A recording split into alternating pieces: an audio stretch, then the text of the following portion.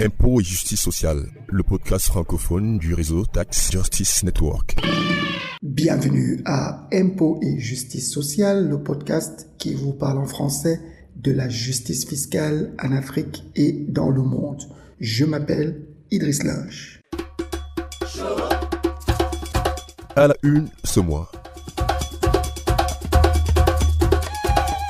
À la une, nous allons revenir sur la 5e session des négociations à New York dans le cadre de la construction d'un cadre de coopération fiscale internationale beaucoup plus inclusif qui a débuté quelques années plus tôt et qui devrait connaître une nouvelle phase un peu plus technique entre le 3 et le 13 août 2026. Mais déjà, les drafts, les brouillons de textes qui ont été partagés ne manqueront pas de faire discuter plus d'un expert africain.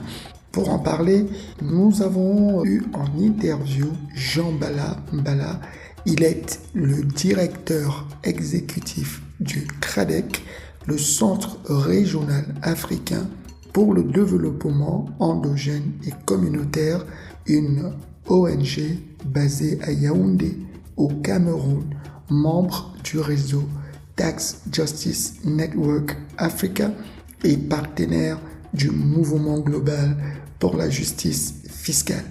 Voilà pour la une, à tout de suite pour les détails.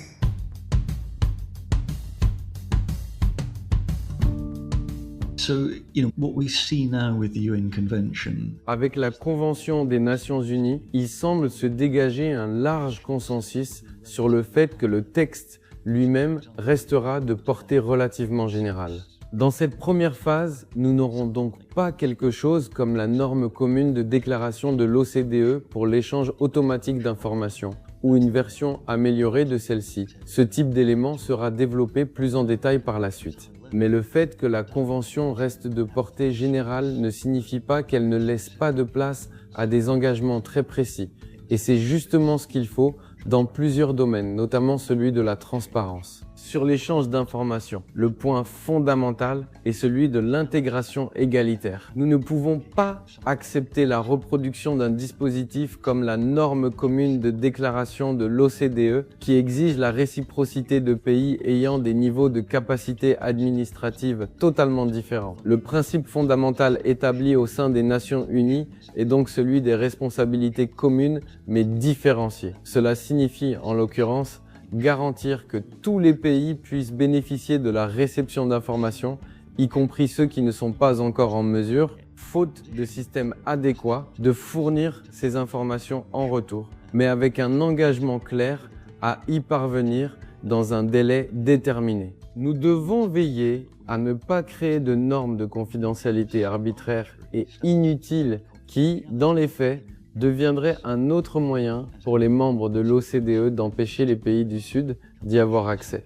Il faut donc des mécanismes conçus dès le départ pour être pleinement inclusifs. Cela ne devrait pas être controversé, mais il ne faut pas s'étonner qu'un certain nombre de pays de l'OCDE restent assez réticents à tout ce qui ressemble, dans la pratique, à une inclusion complète. C'est donc l'un des points clés des négociations à venir. Parvenir à un engagement garantissant que ce qui sera développé en détail par la suite soit pleinement inclusif. Ensuite, si l'on considère que le A, celui de l'échange automatique, est le premier des 3 piliers de la transparence fiscale, il faut aussi penser au B et au C. Cela signifie parvenir à un engagement de haut niveau sur la transparence des bénéficiaires effectifs des sociétés, mais aussi des trusts, des fondations et d'autres véhicules juridiques, afin de saisir cette occasion pour mettre fin à une pratique dominée par les membres de l'OCDE et leurs territoires dépendants, celle de fournir des moyens de propriété anonymes à l'origine de pratiquement tous les cas de flux financiers illicites jamais mis au jour. C'est cette capacité à se soustraire au regard public sur qui possède quoi qui crée l'opportunité de ces flux illicites et c'est précisément cela qu'il faut combattre. En définitive, il s'agit d'un registre mondial des actifs qui relierait des informations publiques et privées.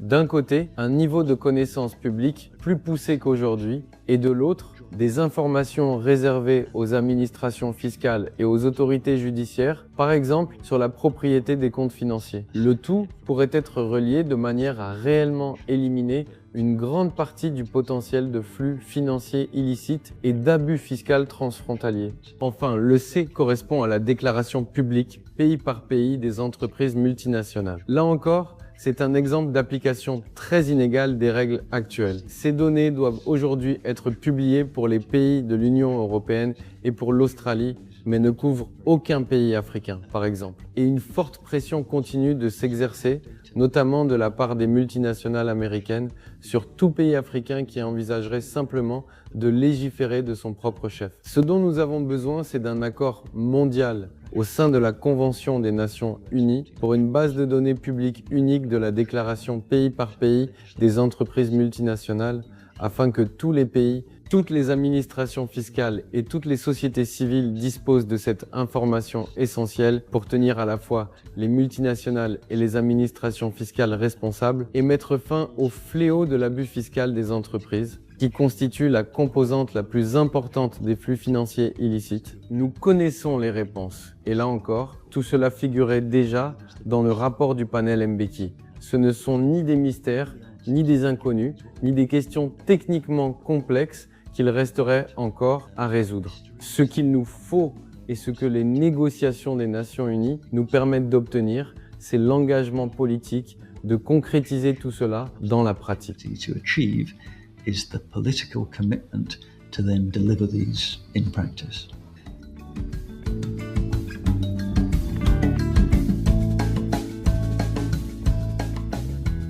Alex Cobham, directeur exécutif de Tax Justice Network, exprimait ainsi sa frustration en commentant le rapport sur la transparence fiscale publié conjointement par l'OCDE, l'Organisation pour la coopération et le développement économique.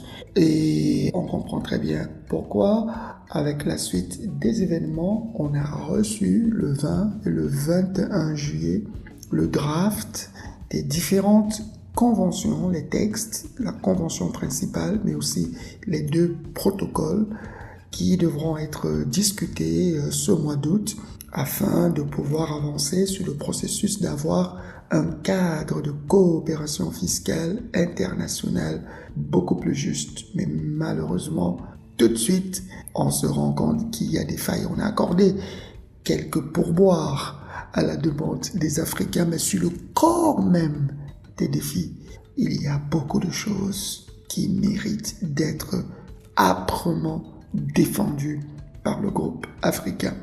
Nous avons abordé cette question bien avant qu'on ne reçoive ces mises à jour des textes qui sont objets de discussion, mais nous avons parlé avec Jean Balambala. Écoutez l'interview que j'ai eue avec lui sur la question des droits d'imposition au profit des Africains, de pourquoi la Convention est importante et de l'ensemble des choses que les pays africains devront être capables de revendiquer. Alors, nous avons la grande opportunité d'accueillir Jean Bala. Il est directeur exécutif du CRADEC, le Centre régional africain pour le développement endogène et communautaire. C'est une organisation de la société civile basée au Cameroun, partenaire de Tax Justice Network Africa, qui travaille énormément sur les questions de flux financiers illicites, mais aussi de justice fiscale. Avec lui, ces questions dans un ordre qui suit une logique de récit. Nous allons partir du pilier 2 pour en arriver à comment la Convention des Nations Unies, actuellement en négociation à New York, et dont la 5e session tient ce mois d'août à New York, avant celle de Nairobi en novembre, permettra de pouvoir entrer dans les questions techniques. Alors Jean, peut-être déjà, je voudrais t'accueillir avec une question compliquée. Je vais directement dans ton pays, le Cameroun. Comme la quasi-totalité des pays africains, n'a pas encore transposé le pilier 2 de l'OCDE. Le pilier 2, rappelons-le, c'est un pilier qui détermine un impôt minimum et répartit la manière dont un manque d'application de cet impôt effectif minimum peut être récupéré par les uns et les autres. Le Cameroun est signataire, mais n'a pas encore transposé ce pilier 2 dans sa loi. Alors, faut-il y voir juste un retard administratif ou alors, Jean, est-ce que tu penses qu'au Cameroun, c'est un choix assumé qui dit votre pilier 2 est intéressant, mais il faut qu'on y voit clair encore? Merci Idriss pour cette question sur le choix du Cameroun ou la situation, le statut du Cameroun par rapport à la transposition du pilier 2 de l'OCDE dans son arsenal juridique. Il faut rappeler que le pilier 2 en ce qui concerne les pays africains embrasse là 27 pays africains. Alors, à ce jour, il n'y a que 5 qui ont voté une loi sur 5 ans, il faut déjà le rappeler. Il s'agit ici de l'Afrique du Sud, du Kenya, l'île Maurice, le Cap-Vert et le Zimbabwe. Tous les autres se sont arrêtés à la déclaration politique de 2023. Alors, on dirait que ce n'est pas un retard.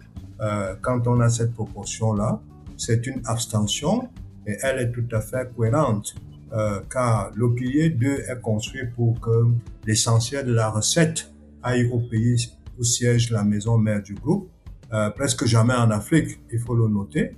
Et les 5 pays qui ont légiféré n'ont pris que l'impôt de rattrapage national, celui-là qui protège la recette existante sans créer de droits nouveaux. Ça, il faut l'insister, sans créer de droits nouveaux.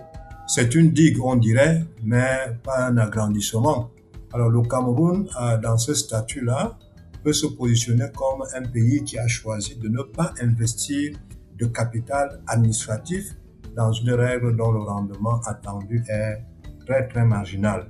Plutôt qu'un pays en retard, le Cameroun a assumé son choix sur le pilier 2. Nous espérons tant qu'une autorité camerounaise, notamment le ministre des Finances qui est en charge des impôts, puisse un jour s'exprimer clairement là-dessus. Mais je rappelle que le Cameroun est étroitement allié aux positions du groupe africain qui entame ces négociations. Mais Jean, d'ailleurs, le 28 juin 2025, le groupe des les 7 pays les plus riches de la planète, qui, en partie, il faut le dire, sont de gros sponsors de l'OCDE qui a établi ces règles telles que tu les décris, ne sont pas forcément favorables à l'Afrique. Le groupe des 7 a obtenu pour les groupes américains une exception des règles centrales du pilier 2. C'est-à-dire que les Américains ne sont pas obligés de s'assujettir à l'impôt effectif minimum de 15%. Et cela a été officialisé et formalisé par l'OCDE, bien sûr, le 5 janvier 2026. En quoi cet épisode change-t-il votre lecture du dossier, Jean? Je pourrais schématiser cette situation en une image très simple. Voyez-vous, nous sommes dans un immeuble je dirais 10 étages, 20 étages, et nous avons un règlement de copropriété que tout l'immeuble doit respecter, sauf le propriétaire du dernier étage. Regardez bien cette image. Concrètement, un groupe à maison mère américain peut désormais être exempté de la règle du siège et de la règle dite roue de secours pour l'ensemble de ses activités dans le monde. Alors, le seul mécanisme qui obligeait tous les pays à jouer le jeu, même ceux qui n'avaient pas légiféré, venait d'être là désarmé pour le pays qui compte le plus grand nombre de multinationales. Alors, 3 conséquences à mettre en avant dans cette situation. 1. Il s'agit là de l'égalité de traitement entre les multinationales occidentales qui n'existe plus. L'argument d'universalité vendu à l'Afrique depuis 2021 ne tient plus. Et même une organisation américaine comme FACT Coalition reconnaît que le dispositif préserve mais affaiblit l'impôt minimum mondial de 15%. c'est l'argument le plus fort pour dire l'Afrique n'a vraiment plus aucune raison de continuer à investir dans ce chantier du pilier 2.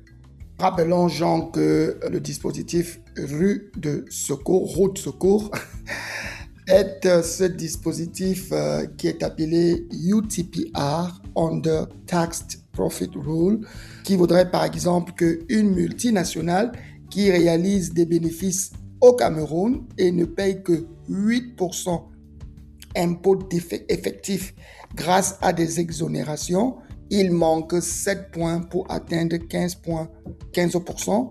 Et si le pays africain n'applique pas sa propre taxe complémentaire, alors cette différence peut être récupérée par des pays étrangers. Une fois de plus, il faut déjà que le pays africain ait bien identifié que ces exonérations fiscales réduisent le taux d'imposition effectif, et si le pays ne réduit pas suffisamment ces exonérations, le pays du siège et la multinationale va profiter des 7% de taxes supplémentaires. Un mécanisme finalement, effectivement, qui n'assure pas l'universalité.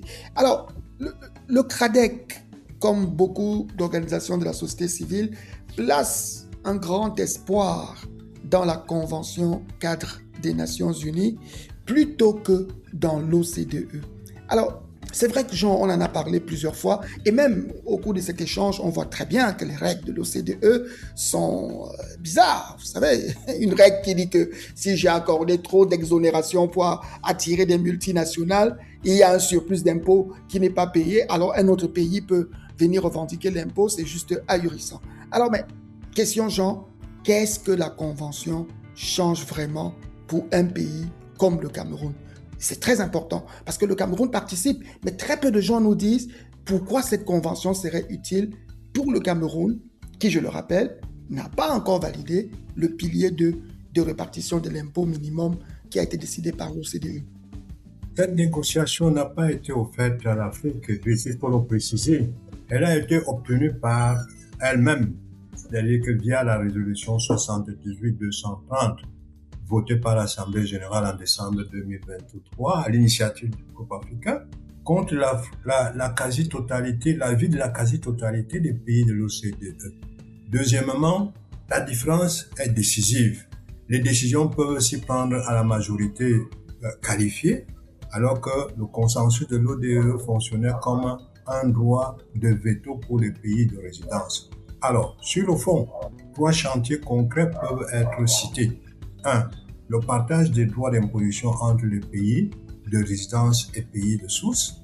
La reconnaissance d'une présence économique significative qui permettrait de taxer une plateforme numérique sans bureau ni employé au Cameroun, mais qui fait réellement des activités au niveau national. Et un protocole sur les services transfrontaliers qui autoriserait une retenue à la source simple.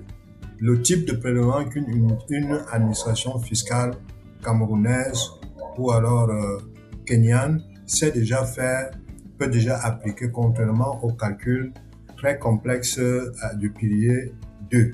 Alors, cette session à New York, qui aura lieu en début août, est d'une importance capitale pour l'Afrique. Puis, en Nairobi, en fin novembre, début décembre, pour une conclusion visée en 2027. Donc, il y a un gros changement qui intervient là en ce qui concerne les pays africains et en particulier pour le Cameroun. Et on suivra tout au long de ce mois d'août la manière avec laquelle les Africains négocient dur. Il y a beaucoup de chantiers en effet, plusieurs articles prêtent à confusion. La bataille réside pour les Africains à avoir plus de droits d'imposition, à avoir plus de simplification, à avoir des applications différenciées, à avoir une convention qui soit contraignante et qui s'impose d'elle-même à toutes les parties, à avoir un mécanisme de résolution des conflits qui donne davantage de pouvoir aux pays africains, mais aussi à avoir une taxation des services digitaux qui soit effectif et qui soit efficace parce que, effectivement, aujourd'hui, les Africains taxent normalement les services digitaux, mais comme nous l'avions vu dans un rapport écrit par le CRADEC, dans son réseau de coopération par les traités fiscaux, beaucoup de pays d'Afrique se voient dépouillés du droit d'imposer certaines sociétés au nom des conventions qui sont incluses dans ces traités-là. Alors, Jean, on peut gagner cette négociation de l'ONU sur le papier et la perdre dans le détail. C'est vrai que le mouvement pour la justice fiscale préfère se focaliser sur la bataille, mais il y a des pièges, Jean, parce qu'on voit très bien qu'en face, les pays occidentaux sont regroupés, parlent d'une seule langue, même s'ils savent que les règles de l'OCDE ne leur sont pas toujours favorables.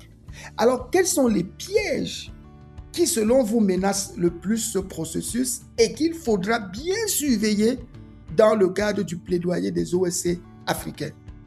Alors, il faut dire qu'il y a des risques bien identifiés, déjà à ce niveau de négociation. Le premier est celui que l'on peut désigner par la coquille vide. Coquille vide, je ne sais pas si vous me comprenez par là, il s'agit d'une convention adoptée avec de beaux principes, j'allais dire de bonnes intentions au niveau de New York, mais dont les obligations réelles seraient renvoyées vers des protocoles facultatifs et que les pays de résidence pourraient simplement ne pas signer. Ça, c'est un gros risque, bien identifié déjà au sein du groupe africain. Et la société civile attire véritablement l'attention là-dessus. Un article qui dit par exemple que un pays s'efforce de promouvoir une répartition équitable, et c'est bien beau, mais cet article ne crée rien d'imposable. Ça, je ne sais pas si tu l'imagines un peu, Idriss. Un article par contre qui fixe un taux plafond ou un droit précis, ça, il donne une indication de contrainte mesurable. Le deuxième risque est la désunion. Le risque de désunion du groupe africain. Des pays qui votent une position commune à New York le lundi et qui, 2-3 jours après, le vendredi, signent chez eux une exonération fiscale de 15 ans pour attirer un investisseur. Ceci a pour conséquence que ça érode la crédibilité collective. Déjà collectif à New York, mais une fois chez soi, on fait une chose contraire. Le troisième risque est le décalage entre le droit gagné à l'ONU et le droit qui s'applique réellement, sans révision de vieux traités bilatéraux entre le Cameroun et le Canada, par exemple. Sans loi de transposition et sans administration formée, un droit nouveau reste purement théorique. Le quatrième, et pas le moindre, est le plaidoyer sans chiffres. Dire à New York, oui, c'est injuste, ainsi de suite, pèse très peu face à des pays qui arrivent avec des études d'impact bien ficelées, bien documentées. Il faut pouvoir dire combien un pays perd précisément, combien est-ce que le Cameroun perd précisément, comment est-ce que l'Afrique centrale perd précisément pour pouvoir avoir du poids dans l'argumentaire. Plaidoyer documenté, une stratégie très forte chez Tax Justice Network, qui d'ailleurs récemment, lors de son université académique qui s'est déroulée à Nairobi dans la localité de Limuru, a été développée de manière insistante. Les ONG et les OSC africaines, les organisations non gouvernementales, la société civile africaine doit documenter son plaidoyer afin effectivement d'avoir plus d'impact. Et puis Jean, tu as parlé constamment des pays de résidence, c'est la vraie bataille. Il ne s'agit pas des pays du Nord contre les pays du Sud, mais il s'agit du pays où il y a les multinationales, les riches personnes fortunées, grâce notamment aux techniques de visa doré, les golden visa, et qui sont des pays qui ne permettent pas de récupérer l'impôt par rapport aux pays sources, comme le Cameroun, qui est la source de l'investissement, qui est la source de la consommation, qui est la source du paiement économique. Et puis, il faudra étendre cela au-delà des services digitaux à tous les services. Vous savez, le Cameroun paye pour les assurances internationales du transport maritime, pour le fret maritime. C'est pratiquement des milliers de milliards de dollars de factures qui sont payées et sur lesquelles on ne prélève que une petite taxe, parfois qui ne dépasse pas 10%. Donc oui, Jean, je comprends très bien ta bataille. Mais alors, après qu'on ait dit tout cela, Jean, concrètement, quelle est aujourd'hui la contribution du CRADEC pour peser sur ces négociations, en particulier sur le cas du Cameroun? Comment est-ce que vous portez tout ce message qui est très pertinent au niveau du Cameroun pour que l'équipe des négociateurs puisse comprendre là où on va, et est-ce que vous pensez qu'il faut faire davantage? Oui, au niveau du CRADEC, comme on l'a dit, en tant qu'une ONG, une organisation de la société civile, nous nous battons pour faire un plaidoyer, pour accompagner les négociateurs dans ce vaste chantier qu'est la Convention cadre des Nations Unies. J'en veux pour preuve un certain nombre d'articles que nous écrivons pour édifier les organisations de la société civile, les journalistes, sur les enjeux de la Convention des Nations Unies pour lesquelles les négociations ont commencé et qui sont suffisamment avancées. Il y a 3 articles que nous avons déjà écrits et qui sont publiés sur nos réseaux sociaux. Le tout dernier va l'être, je crois, aujourd'hui, sur Au-delà du pilier 2, qui est un rapport que nous publions et dans lequel nous voulons démontrer, comme on l'a décrit tout à l'heure, l'enjeu qu'il y a à ne plus investir, que ce soit sur le capital humain, que ce soit administrativement, que ce soit même politiquement, sur le pilier 2 de l'OCDE. Nous travaillons avec les parlementaires africains impliqués sur les questions liées sur le flux financier illicite, essayer de les documenter, de leur donner l'essentiel de ces négociations pour que lors des discussions, des questions orales ou même des questions écrites au Parlement en rapport avec leur action de contrôle de l'action gouvernementale, qu'ils puissent interpeller, qu'ils puissent saisir cette opportunité pour dialoguer avec les administrations, les ministères des Finances et qui ont la charge de cette négociation au niveau national. Donc, nous travaillons avec les médias pour que les médias puissent relayer ce message-là au niveau du grand public et puis pour qu'il y ait un débat public là-dessus.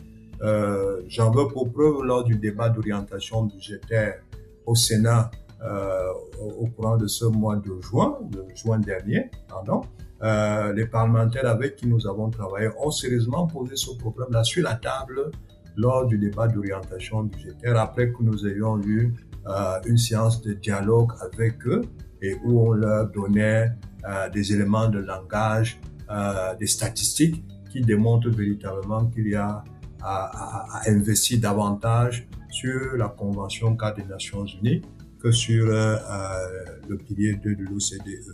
Donc, au niveau du CRADEC, on fait un certain nombre de pas, de progrès pour sensibiliser, pour plaider, pour interpeller, pour sensibiliser, informer les uns et les autres. Et je crois que cette dynamique collective a une chance de pouvoir, j'allais dire, apporter un résultat et pourquoi pas un impact de prise de conscience au niveau des décideurs au niveau national. La bataille devra se poursuivre. Jean Bala, on a appris récemment que l'Agence de promotion des investissements a accordé encore des avantages à une société chinoise parce que la société a promis d'apporter 41 milliards d'investissements dans le secteur extractif, quand on sait que la Chine, grand pays du Sud, mais aussi selon le classement de l'indice d'opacité financière, un des plus grands fournisseurs de services d'opacité financière, parce qu'on ignore comment est-ce que les impôts sont accordés aux entreprises qui vont en expansion, si finalement on a même un taux effectif d'imposition pour ces entreprises-là qui répond aux standards, qui serait même le minimum des 15% de l'OCDE. Il y a lieu de rappeler au gouvernement, attention, effectivement, derrière l'investissement, il y a une rente, il y a surtout une perte de recettes fiscales, il y a une perte de souveraineté sur les politiques d'orientation et du développement. Et Jean, c'est à votre honneur, le CRADEC, de continuer d'entretenir les parlementaires, la presse, les médias et tout le monde afin qu'on puisse être sensibilisé à cette bataille qui est menée par des gens qui évitent soigneusement énormément d'argent. Selon Tax Justice Network, pratiquement 500 milliards de dollars d'impôts sont ainsi non payés. Vous imaginez, 500 milliards de dollars sont évités d'être payés. C'est une somme énorme et qui peut justifier pourquoi les gens pratiquent l'optimisation fiscale agressive et nuisible pour le développement des pays du Sud. Alors, Jean, dernière question. Si la convention aboutit comme prévu en 2027, de votre humble point de vue, c'est peut-être tes attentes, mais surtout, comment tu vois, qu'est-ce qui changerait pour le Cameroun? Quel message au-delà du Cameroun tu veux adresser aux gouvernements africains pour qu'ils restent mobilisés, qu'ils restent concentrés sur l'objectif commun d'avoir cette convention qui est contraignante et qui contient tous les effets de droit pour les pays de source que sont les pays notamment africains. Alors, si la convention aboutissait en 2027, il faut rappeler les gains que nous, les pays africains, pourraient véritablement obtenir, les gains engrangés. Par exemple, la possibilité de taxer une entreprise numérique sans présence physique, c'est déjà quelque chose de très très important. Une retenue à la source simple sur les paiements de services transfrontaliers, comme vous l'avez évoqué tout à l'heure, sur les assurances, sur le fret, ainsi de suite. Un accès élargi à l'information sur les bénéficiaires effectifs des sociétés écrans. Nous les connaissons, c'est une pratique très courante. Et un mécanisme de règlement des différends qui ne soit pas soumis à un arbitrage obligatoire, dominé par ailleurs par les parties les mieux armées, et bien d'autres gains que l'on pourrait imaginer. Alors, si cette convention venait à se mettre en place à partir de 2027, rappelons quand même que, vous l'avez dit tout à l'heure, une donnée qui a été publiée par Tax Justice Network, la CNUSED estime que les pays africains perdent en flux financiers illicites environ 89 milliards de dollars par an. C'est une grosse somme qui pourrait permettre aux pays africains, j'allais dire au-delà de l'aide au développement reçue par le continent, mais qui pourrait, comme ressource interne, pourrait permettre aux pays africains d'améliorer la qualité des services publics au niveau national. Et bien d'autres, que ce soit dans le système éducatif, dans la santé, dans les infrastructures, dans l'accompagnement des femmes marginalisées en milieu rural. Alors, vous voyez à peu près ce que ça peut donner comme gain dès 2027. Alors, le message à porter au niveau des négociateurs africains en bloc en direction de New York, horizon 2027, cesser d'investir le temps et du capital dans la transposition de la règle de l'OCDE. Ça, c'est un message clair. Je crois que c'est une position sur laquelle on ne doit pas permettre qu'il y ait un risque de coquille vide, qu'il y ait un risque de désunion et bien d'autres risques que nous avons développés plus haut, que cela soit une faille à laisser pour que les choses n'aillent plus dans la bonne direction. Ne garder l'impôt de rattrapage, comme on l'a évoqué tout à l'heure, national, que si il se justifie économiquement, parce que sinon ça ne servira à rien. Arriver aux sessions d'août et novembre-décembre avec des lignes rouges bien claires.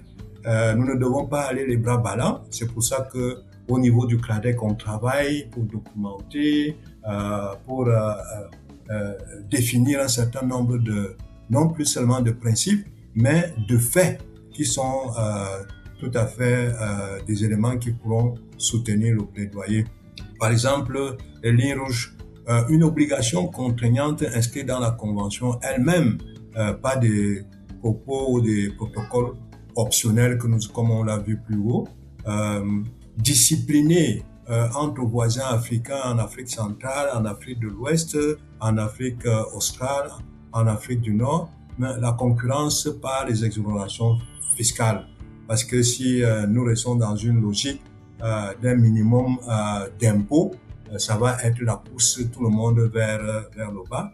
Terminer, je dirais, à chaque session pour que les gens soient soudés, pour que les gens soient unanimes sur des positions et que ces positions-là, le protocole soit, la convention, soit davantage contraignante. Je crois que si nous nous comportons avec cette ligne d'attitude, nous nous comportons avec ces éléments en main, il y a de fortes chances que nous ayons gagné la bataille à partir des négociations qui vont se terminer au mois de novembre et décembre et à l'horizon 2027 à New York. Voilà le message que je peux formuler en direction des gouvernements africains et de leurs négociateurs qui seront sur le terrain, tout en leur précisant que la société civile africaine est complètement mobilisée à leur côté. On ne va pas manquer de citer les grands noms de la société civile africaine qui mènent cette bataille. Everline de Tax Justice Network Africa qui mobilise toutes les OSC africaines, fait des webinaires, n'en dort plus, ou encore la directrice exécutrice de Tax Justice Network Africa, Tunei, et toutes les autres ONG, OSC, membres du réseau Tax Justice Network Africa, mais aussi le réseau plus global Tax Justice de la justice fiscale avec Tax Justice Network, mais aussi le Global Alliance for Tax Justice qui font un travail formidable. Je rappelle juste quelques chiffres, Jean, et tu avais raison.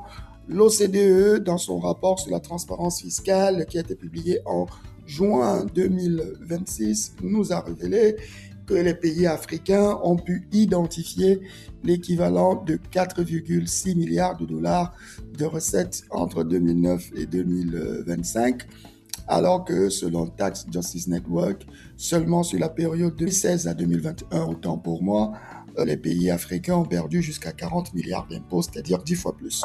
C'est clair que Jean, tu as raison, les règles de l'OCDE ne doivent plus être suivies et je suis très content que tu aies participé à ce débat. Je voudrais te dire merci et puis rappeler qu'il faudra suivre les négociations, la session de août qui va du 3 au 13 août 2026.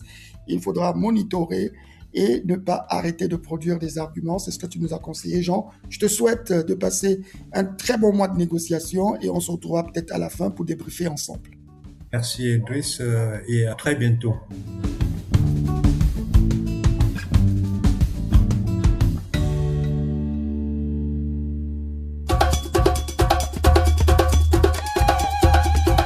Voilà pour l'interview avec Jean Mbalambala. Je rappelle quelques points qui font quand même l'objet de frustration et qui certainement alimentent les discussions jusqu'en novembre lors de la session de Nairobi. On a accordé certains droits qui étaient revendiqués par le groupe africain, mais nous avons encore un article qui donne la possibilité à des États qui décident de ne pas faire partie de cette convention, qu'elle ne leur soit pas applicable, ou des États qui font déjà partie de la convention, qu'ils puissent s'en libérer dans un délai d'1 année. Les Africains ne voulaient pas d'arbitrage obligatoire, mais cela revient par une porte dérobée. On a défini ce que c'est que le service, défini le champ d'application en matière de droit d'imposition, mais on a retiré certains flux de revenus qui pourraient être qualifiés de services et qui feront aussi l'objet de discussions. Bref, tout pour vous dire que nous ne sommes qu'au début et jusqu'à la fin de cette année, les groupes africains, la société civile africaine, mais aussi la société civile du Sud global devra se battre afin que la Convention de l'ONU reflète ce à quoi les Africains s'attendent vraiment, c'est-à-dire une coopération fiscale qui favorise la mobilisation des ressources domestiques sans endettement et qui rétablit équitablement les droits d'imposition. Cela passe par la transparence réelle des bénéficiaires effectifs. Cela passe par une meilleure transparence des comptes des entreprises publiés et rendus publics, mais aussi cela passe par un échange automatique d'informations et un cadre de coopération contraignant qui n'exclut personne et qui défend suffisamment les pays à faible capacité. Voilà, le podcast, vous pouvez l'écouter sur notre page de podcast podcast avec S, taxjustice.net. Vous cherchez l'onglet Impôts et justice sociale. Nous sommes aussi présents sur YouTube, www.impôts-et-justice-sociale.com. Vous pouvez aussi nous retrouver sur toutes les applications de podcast, Apple Podcast, Google Podcast, Stitcher, et vous demandez le programme qui est accessible gratuitement. Nous sommes sur les réseaux sociaux, #impôts-de-8 social, mais aussi sur Facebook, Impôts et Justice Sociale. Voilà pour ce podcast. Nous vous souhaitons un très bon mois d'août. Nous reviendrons en septembre pour débriefer sur les négociations qui se seront déroulées ce mois d'août et nous discuterons des prochaines étapes afin que vous ne ratiez rien de cette bataille pour la justice fiscale. Au revoir et à la prochaine.